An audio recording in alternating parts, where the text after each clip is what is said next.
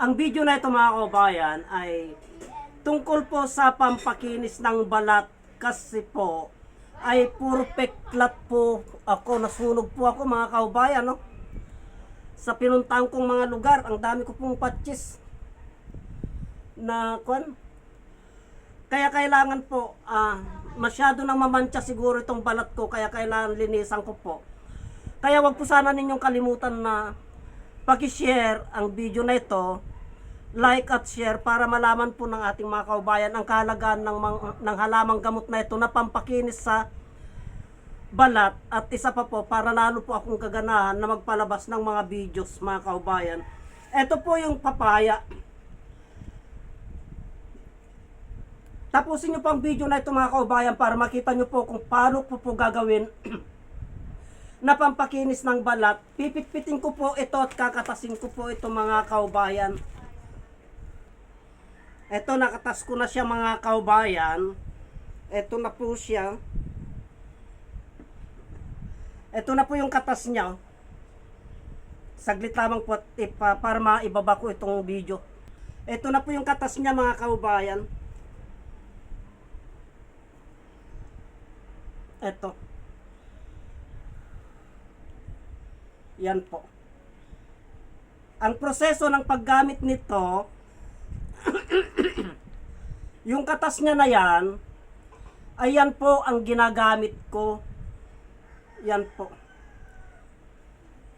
Ibinababad ko ito ng mga 30 minutes mga kaubayan.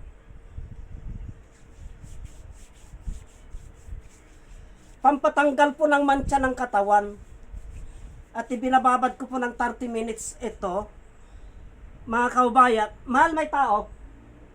Mahal? May tao yata. Nagbibideo ko.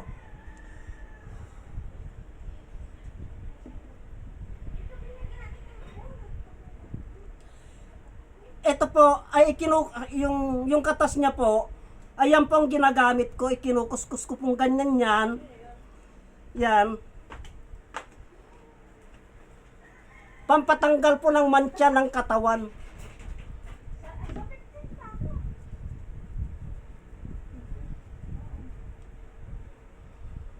Ganyan po. Yung katas niya mismo, yan po yung ginagamit ko.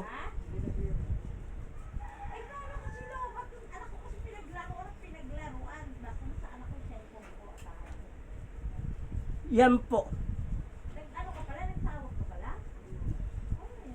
Hindi po nakakasira ng balat ito kasi yung mamantsa natin sa katawan, mapakamay, mapakatawan, ay tatanggalin niya po.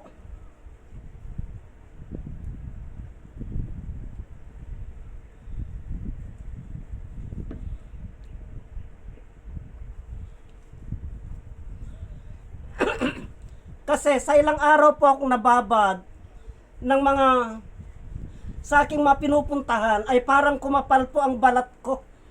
Marami pong mantsa mga kaubayan. Paki-share naman po ang videos na ito, paki-like at share para sa ganun po ay malaman po ng ating mga kaubayan na may mga problema po sa balat.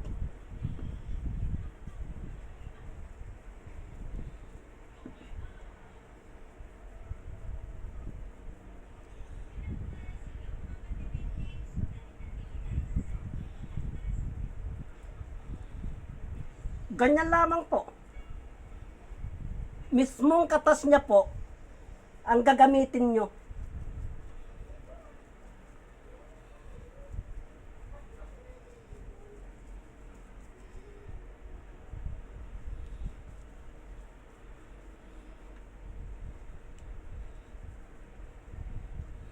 Ibinababad ko po ng 30 minutes ito.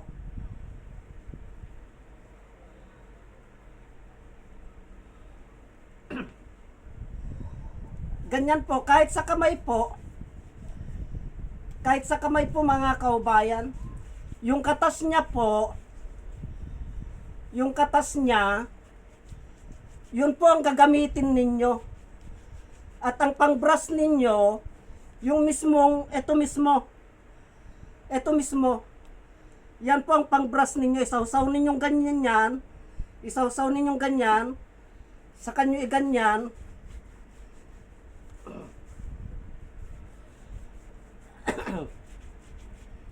Para matanggal po yung mga mantsa-mantsa ng ating katawan. Buong katawan po kung gusto ninyo. Yan, mga siko.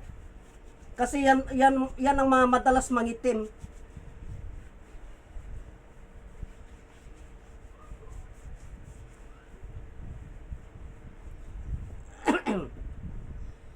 Pwede din po ninyong gawin na parang lotion ito. Yan po.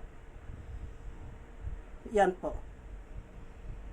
Tapos, iganon nyo po. Parang sabon din po.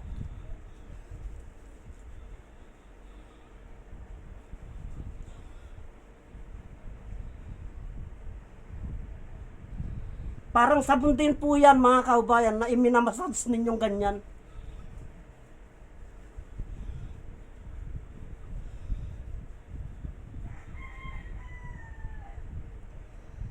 Ganyan lamang po ang proseso ng paggamit nito mga kaubayan. Sa akin po 30 minutes kung binababad yan.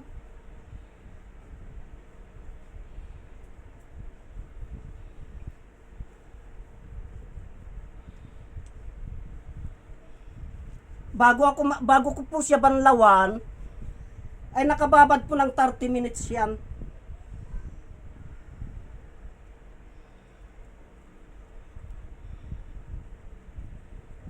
Kasi po dito madalas tayong mangitim sa pisngi Sa pisngi, sa noo. Yan.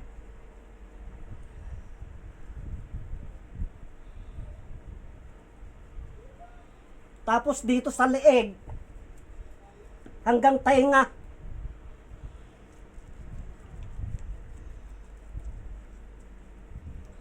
Yung katas po nito ang may kakayahan na maglinis ng balat.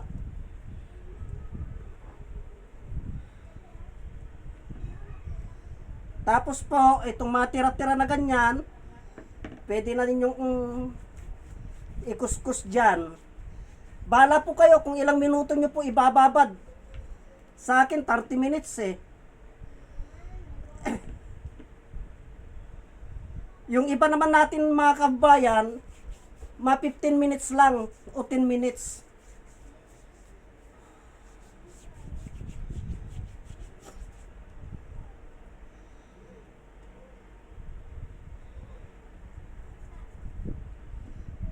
Tignan nyo sa isang dahong papaya mga kaubayan, ang dami ko nang nakuhang katas oh. Malaki po kasi yung dahon ng papaya eh. Oh.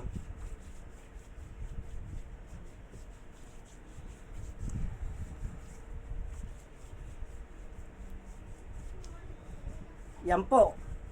Pag hinugasan ko po yan, pag liniguan ko po yan, tanggal na po yung libag natin. Yung mamantsa ng balat natin. Yan. Simple lamang po, hindi po mahirap sundin ang proseso nito.